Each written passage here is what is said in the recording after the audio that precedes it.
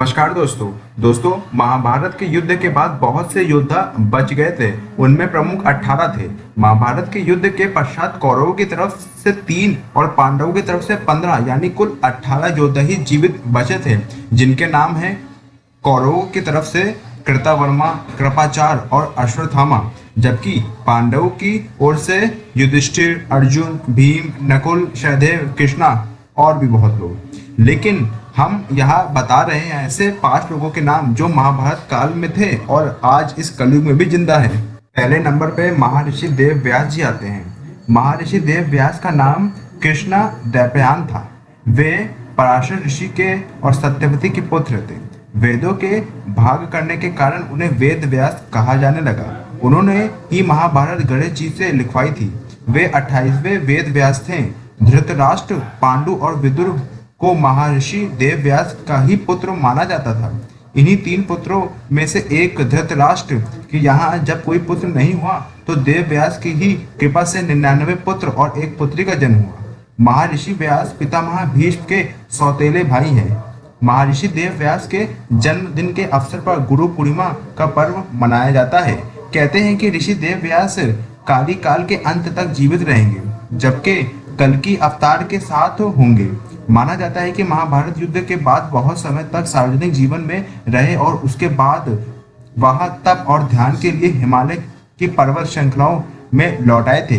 कलयुग के शुरू होने के बाद देव व्यास के बारे में कोई ठोस जानकारी या दस्तावेज उपलब्ध नहीं है। हाल ही कहा जाता है कि प्रथम जातक कथा में उनके बोधिसत्व में कहा गया है कि दूसरी जातक कथा के उन्हें महाभारत का रचयिता और इससे जुड़ा हुआ व्यक्ति बताया गया है। दूसरे नंबर पर महर्षि परशुराम आते हैं। वैसे परशुराम तो रामायण के काल के पहले से ही जीवित है। इनके पिता का नाम जमदाग्नि और माता का नाम रेणुका था। सत्यवती के पुत्र जमदाग्नि रेणुका के पुत्र परशुराम थे। रामायण में परशुराम का उल्लेख तब मिलता है जब भगवान श्री राम सीता स्वयंवर के मौके पर शिव का धनुष तोड़ देते हैं। जब परशुराम यह देखने के लिए सभा में आते हैं कि आखिर में यह धनुष किसने तोड़ा। महाभारत में परशुराम का उल्लेख पहली बार तब मिलता है जब भीष्म पितामह के गुरु बने थे और एक प्रसंग के अनुसार उनका भीष्म के साथ युद्ध भी हुआ था। दूसरा, जब वे भगवान श्री कृष्ण को सुदर्शन प्रदान करते हैं और तीसरा, जब वे कर्ण को ब्रह्मास्त्र की शिक्षा देते हैं। मान्यता है कि परशुराम भी चिरंजीवी हैं। वे भी हर्षि वेद व्यास की तरफ काली कला में कल्कि अवतार के साथ होंगे। कठिन तप से प्रसन्न हो भगवान विष्णु ने उन्हें कल्प के अंत तक तपस्या भूलोक पर रहने का वीर प्रदान किया है। तीसरे नंबर पर महर्षि दुर्वासा आते हैं। महर्षि दुर्वासा के बारे में सभी जानते हैं कि वे कितने क्रोधित ऋषि हैं। रामायण अनुसार दुर्वासा राजा दशरथ के भविष्यवक्ता थे। इन्होंने रघुवंश के लिए बहुत भविष्यवाणियां भी की थी। दूसरी ओर महाभारत में महर्षि दुर्वासा कुंती को मंत्र देते हैं तो द्रौपदी की परीक्षा लेने के लिए अपने 10,000 शिष्यों के साथ उनकी कुटिया भी पहुंचते हैं। एक जगह वे कृष्ण के पुत्र सांब को शाप देते हुए भी बताए गए हैं। महाभारत काल में भी उनके होने की चर्चा कई जगह की गई है। उन्हें भी चिरंजीवी होने का वरदान प्राप्त है। चौथे नंबर पर जामवंत आते हैं। परशुराम और हनुमान जी से भी लंबी उम्र है अग्निपुत्र जामवंत जी की, क्योंकि उनका जन्म सतयुग में राजा बलि के काल में हुआ था। जामवंत तो त्रेता युग राम के साथ थे और द्वापर युग में श्री कृष्ण के ससुर बने थे। भगवान श्री कृष्ण के स्वयंतक मणि के लिए जामवंत के साथ युद्ध करना पड़ा था। जब श्री कृष्ण युद्ध जीत रहे तो जामवंत का आश्चर्य हुआ। उन्होंने तब अपने प्रभु श्री राम को पुकारा और उनकी पुकार सुनकर श्री कृष्ण को अपने स्वरूप में आना पड़ा। जब जाम्बवंत ने समर्पण कर अपनी भूल स्वीकार की और उन्होंने मणि भी दी और श्री कृष्ण से निवेदन किया कि आप मेरी पुत्री जम्बवती से विवाह करें। जम्बावती कृष्ण के सहयोग से महाप्रतापी पुत्र का जन्म हुआ, जिसका नाम साव्य रखा गया। इस साव्य के कारण ही कृष्ण कुल का नाश हो गया था। जामवंत आज भी जीवित हैं क्योंकि उन्हें भी प्रभु श्री राम से एक वरदान मिला था। वे भी कल्कि अवतार के समय उनके साथ ही रहेंगे। 5वें नंबर पर महाबली हनुमान जी आते हैं।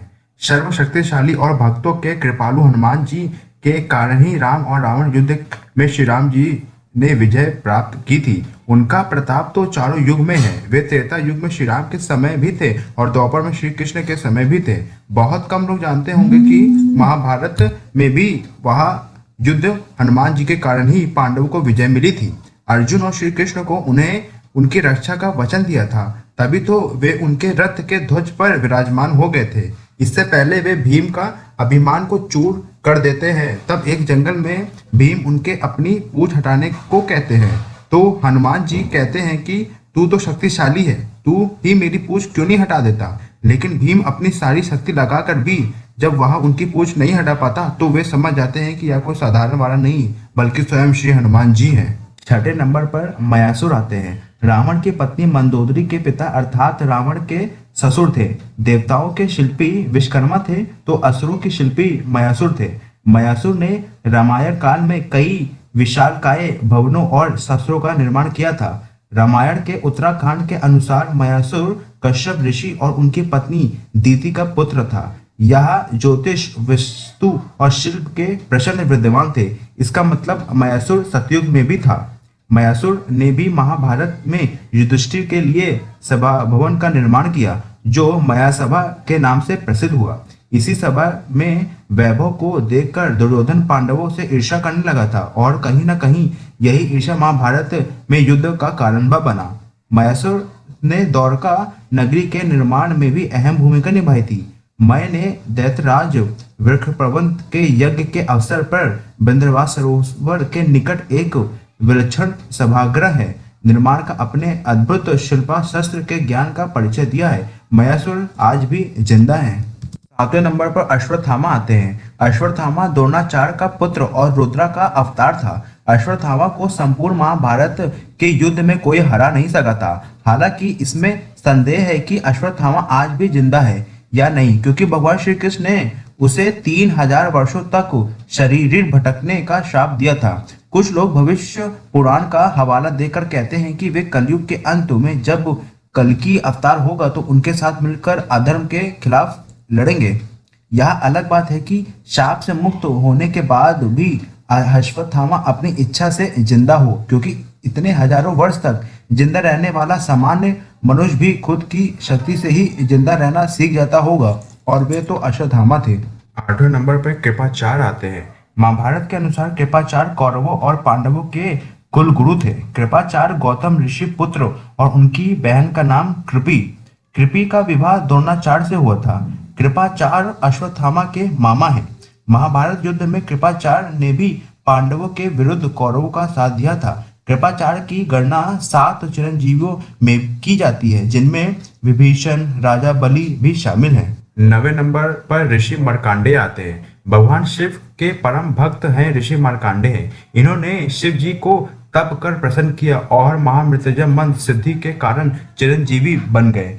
मार्कंडेय ऋषि वनवास के दौरान युधिष्ठिर को रामायण सुनाकर धैर्य रखने की सलाह देते हैं। दूसरी ओर महर्षि जैमिनी के मन में महाभारत, कृष्ण और उनके युद्ध को लेकर कुछ संदेह था, तो मार्कंडेय ऋषि ही उनके संदेह का निवारण करते हैं। मार्कंडेय ऋषि को भगवान शिव से चिरंजीवी होने का वरदान मिला हुआ है।